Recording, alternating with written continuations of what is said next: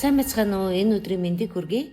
За өглөө зөвхөн та хар кофе уугаад үд хүртэл юу ч иддэггүй юу? За эсвэл өглөөний цай бол хамгийн чухал хоол гэж бодоод өсөөгүй байсан ч гэсэн заавал та иддэг үү? За өнөөдөр өглөөний цай зүсэнд нөлөөлдөг эсэх, за мацаг барих нь асуудал үүсэх үү? За мөн ямар өглөөний цай илүү зөв сонголт вэ гэдгийг шинжлэх ухааны үндсэлтэй тайлбарлаж өгье. За ер нь цөс хэрхэн ажилдаг вэ? За илгэн цөс хэмээх шингэнийг тасралтгүй үүсгдэг. Харин цөсний хүйдий энэ шингэнийг хадгалж өтгөрүүлээд хоол орж ирэх үед нарийн гидс рүү шахан гаргадаг байна.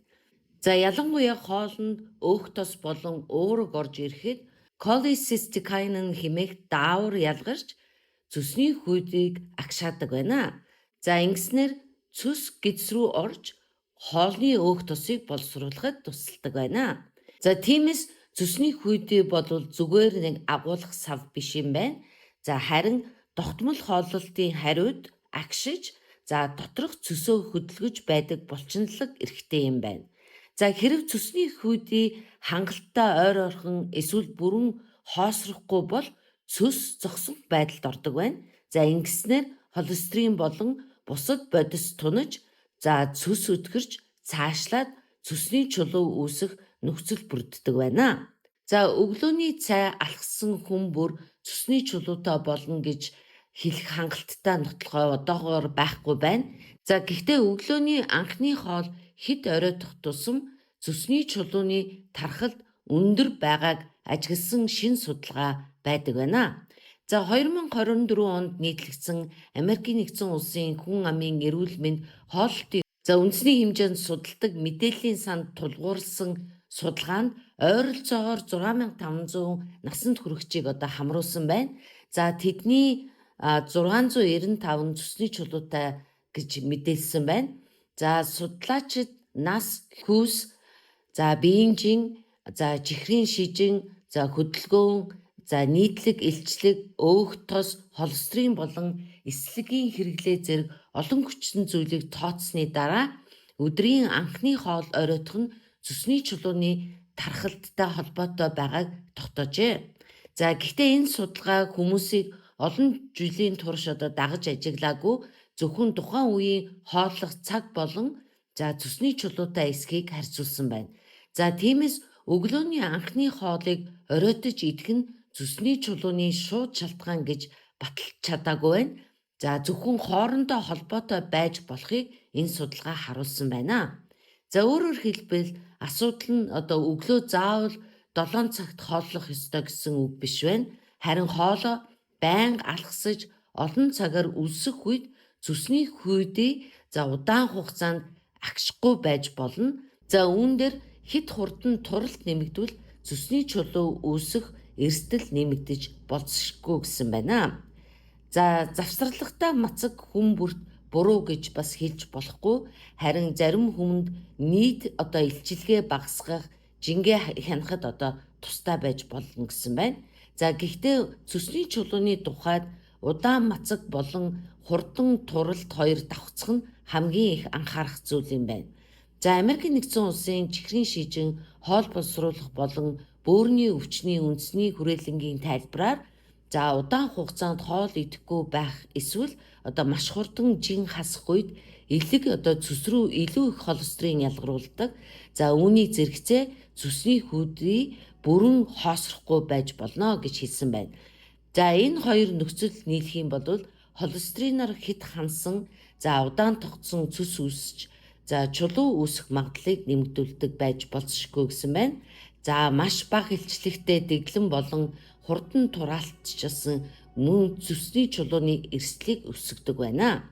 За тиймээс 16-8 мацаг барьж байгаа хүн бүр цөсний чулуутай болно гэсэн үг биш.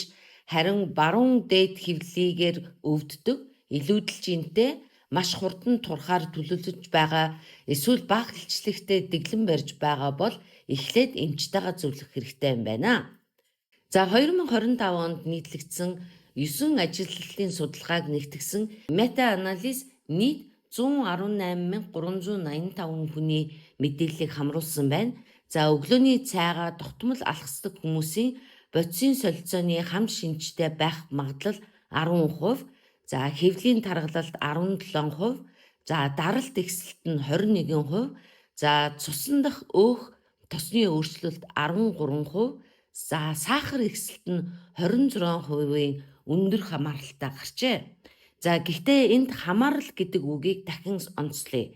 За өглөөний цай алхасдаг хүмүүс орой их идэх, нойр дутуу байх, стресс ихтэй байх, за хөдөлгөөн багтаа эсвэл нийт хоолны чанар муу байх зэрэг өөр зуршилтай байж болно.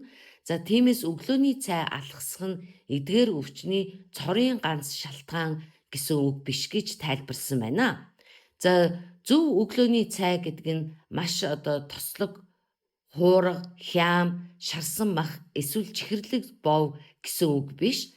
За хамгийн боломжийн бүтц нь уурга, эслэг болон бага хэмжээний ханаагүй өөх тосыг хослуулах юм байна. За тухайлбал овёс, за чихэргүй тараг, цөөн тооны самар, за эсвэл өндөг, бүхэл үрийн талах, шин ногоо, за мөн чихэргүй тараг, жимс, чиа эсвэл майлангийн үр, за эсвэл ногоотой зутан зэрэг багахан оливын тос нэмж болох юм байна.